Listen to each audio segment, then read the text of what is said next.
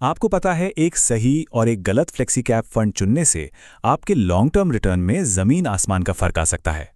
आज हम सिर्फ टॉप परफॉर्मर्स की एक लिस्ट नहीं देखने वाले, नहीं, हम बात करेंगे उन छिपी हुई लागतों और जोखिमों की जो धीरे धीरे आपके मुनाफे को खा जाते हैं। तो चलिए पर्दे के पीछे की असली कहानी जानते हैं। हम सब ने उन फंड्स के बारे में तो जरूर सुना है जो एक साल में 50% या उससे भी ज्यादा का रिटर्न दे देते हैं। पर कभी ये सोचा है कि उस शानदार रिटर्न को पाने के लिए कितनी रातों की नींद गंवानी पड़ सकती है? आज हम उसी स्वीट स्पॉट को खोजने की कोशिश करेंगे जहां रिटर्न और रिस्क का एक परफेक्ट बैलेंस बनता है। देखिए, एक फंड चुनना ना काफी हद तक एक कार खरीदने जैसा ही है। सिर्फ चमकदार पेंट और डिजाइन देखकर तो फैसला नहीं लिया जाता है ना। आप हुड के नीचे झांकते हैं, इंजन की ताकत देखते हैं। तो आज हम आपको वो 4 जरूरी टूल्स देने वाले हैं जो किसी भी फंड के असली इंजन यानी उसकी परफॉर्मेंस को समझने में आपकी मदद करेंगे। अपने फंड के स्टैंडर्ड डेविएशन को एक रोड कंडीशन रिपोर्ट की तरह समझिए। अगर नंबर कम है तो मतलब है एक चिकना नया बना हुआ हाईवे जहां सफर एकदम आरामदायक है, और अगर नंबर ज्यादा हैं तो समझिए आप एक ऊबड़ खाबड़ गड्ढों से भरी कच्ची सड़क पर हैं। अब आप ही बताइए, ड्राइव करना कहां पसंद करेंगे? अब आता है अल्फा। जरा सोचिए, आप और आपका दोस्त एक ही रेस में दौड़ रहे हैं। स्पीड दोनों की बराबर है, लेकिन आपका दोस्त एक शॉर्टकट ले लेता है और आपसे पहले मंजिल पर पहुंच जाता है। बस वो जो एक्स्ट्रा बढ़त उसने बनाई ना, वही है अल्फा। ये दिखाता है कि फंड मैनेजर में मार्केट को मात देकर आपको एक्स्ट्रा रिटर्न दिलाने की कितनी काबिलियत है। अच्छा, अब बीटा को अपने फंड का एम्पलीफायर या वॉल्यूम नॉब समझिए। अगर बाजार एक म्यूजिक है तो बीटा उसका वॉल्यूम कंट्रोल है। 1 से ऊपर का बीटा वॉल्यूम को बढ़ा देता है, मतलब उतार और चढ़ाव दोनों बड़े हो जाते हैं, और 1 से कम का बीटा वॉल्यूम को कम कर देता है, जिससे सफर ज्यादा शांत और स्थिर रहता है। और आखिर में एक्सपेंस रेशियो। सोचिए कि आपके पास एक बाल्टी है जिसमें एक बहुत छोटा सा छेद है। अब हर साल उस छेद से थोड़ा थोड़ा पानी टपकता रहता है। बस वही है एक्सपेंस रेशियो। सुनने में शायद ही बहुत ज्यादा ना लगे, लेकिन लंबे समय में ये आपके रिटर्न में एक बहुत बड़ी सेंध लगा सकता है। तो अब जब हमारे पास ये बेहतरीन टूल्स आ गए हैं, तो चलिए इन्हें काम पर लगाते हैं।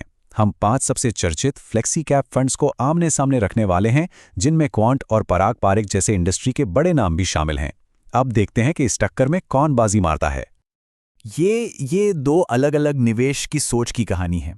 एक तरफ है क्वांट, एक हाई ऑक्टेन रोमांच पसंद करने वाला फंड जो आपको एक वाइल्ड राइड पर ले जाने से बिल्कुल नहीं डरता, और दूसरी तरफ है पराग पारिक, एक स्थिर भरोसेमंद फंड जो कछुए की तरह धीमी और स्थिर चाल से रेस जीतने में यकीन रखता है। चलिए इस टेबल को एक एक करके समझते हैं। सबसे पहले क्वांट। इसके ऊंचे स्टैंडर्ड डेविएशन और बीटा पर नजर डालिए। साफ है, ये एक एग्रेसिव इन्वेस्टर के लिए बना फंड है जो बाजार के तूफान से नहीं डरता। इसके बाद है पराग पारिक। इसका कम बीटा और शानदार अल्फा इसे उन इन्वेस्टर्स के लिए बेहतरीन बनाता है जो एक सेफ रास्ता चुनना चाहते हैं। अब देखिए एचडीएफसी और फ्रैंकलिन को। ये एक बैलेंस्ड अप्रोच देते हैं उन लोगों के लिए जो दोनों दुनियाओं का बेस्ट चाहते हैं।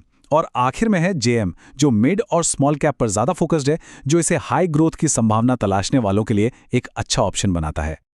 तो सवाल ये है कि आप किस तरह के इन्वेस्टर हैं? क्या आप एक रोमांच के शौकीन हैं जो ज्यादा रिटर्न के लिए रिस्क उठाने को तैयार हैं, या फिर आप एक सतर्क प्लानर हैं जो स्टेबिलिटी और कंसिस्टेंसी को प्राथमिकता देते हैं? चलिए आपके लिए सही फंड प्रोफाइल ढूंढते हैं। अगर आपकी उम्र कम है, निवेश के लिए एक लंबा समय है और आप थोड़े बहुत उतार चढ़ाव से नहीं घबराते, तो क्वांट और जेएम जैसे फंड आपके लिए एक शानदार विकल्प हो सकते हैं। इन फंड्स पर थोड़ी और रिसर्च कीजिए और देखिए कि क्या ये आपकी इन्वेस्टमेंट स्ट्रैटेजी से मेल खाते हैं। और अगर आप रिटायरमेंट के करीब हैं या बस एक ऐसे इन्वेस्टर हैं जो स्थिरता को सबसे ज्यादा महत्व देते हैं, तो पराग पारिक और एचडीएफसी जैसे फंड्स आपके लिए ही बने हैं। ये आपको एक आरामदायक सफर और लगातार रिटर्न दे सकते हैं, जिससे आपको रात में चैन की नींद लेने में मदद मिलेगी। तो अब जब आपने अपना आइडियल फंड प्रोफाइल पहचान लिया है, तो चलिए एक एक्शन प्लान बनाते हैं। हम 3 आसान कदम बताने जा रहे हैं जिन्हें आप आज ही अपनाकर अपने निवेश को अगले लेवल पर ले जा सकते हैं। अपने रिस्क को मैनेज करने के लिए ये 3 सरल नियम हैं। पहला, मिक्स करो, मिसमैच नहीं, यानी अलग अलग स्टाइल के फंड्स को मिलाइए। दूसरा, सिप के साथ स्मार्ट बनो। और तीसरा, रिव्यू करो, रिग्रेट नहीं, मतलब समय समय पर अपने निवेश को जरूर परखते रहिए। हमेशा याद रखिए, इन्वेस्टिंग का मतलब सिर्फ सबसे ज्यादा रिटर्न के पीछे भागना नहीं है। इसका असली मतलब है एक ऐसा पोर्टफोलियो बनाना जो आपको अपने फाइनेंशियल गोल्स तक पहुंचने में मदद करे और साथ ही आपको रात में सुकून से सोने भी दे। तो आज रात के लिए एक छोटा सा चैलेंज है। अपने पोर्टफोलियो पर एक नज़र डालिए और खुद से पूछिए, क्या ये सच में मुझे दर्शाता है?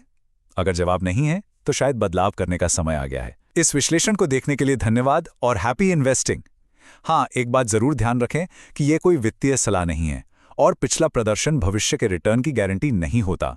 निवेश करने से पहले हमेशा किसी सर्टिफाइड वित्तीय सलाहकार से सलाह जरूर लें।